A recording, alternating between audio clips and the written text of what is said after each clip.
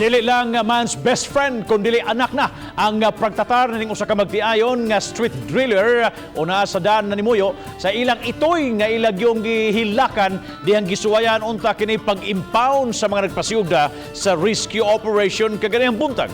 Ani ang report.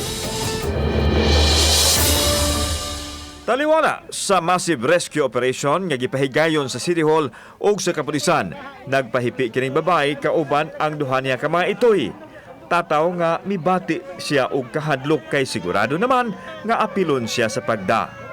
Wala na siya kapugong sa gibati dihang gisuwayan na og kuha ang iyang mga Itoy aron i-impound. Gigakos niya kini nga sama gyud sa mga bata o gihilakan kay dili siya gustong mahimulag kanila. Bisan kuno og pobre sila apan, doon na usab kuno siya katungod sa pag-amuma sa mga Itoy. Wala na siya makaistorya kay emosyonal na siya apan gialam-alaman siya sa iyang bana. Mato ni John Sumaya nga dugay na silang nag-ipon apan wa sila tugahi og anak, busa ang mga iro na lang ang ilang gikalingawan. Ang mga dagko nahabilin sa karsada ug ang mga Itoy ra ang ilang nabitbit. Hinungdan nga gikaguol sa iyang asawang si Jonary ang nabiyaan. Nag-iisip nilang suod sa ilang kinabuhi. Dugay mo nagtipon na, sir. Ha? Dugay mo nagtipon. So, pila mo katuig nga Ay, 2006 pa. 2006, di ba mo gyud mag-anak? Wala. So, murag ang inyong giisip nga anak ang iro. Ganira.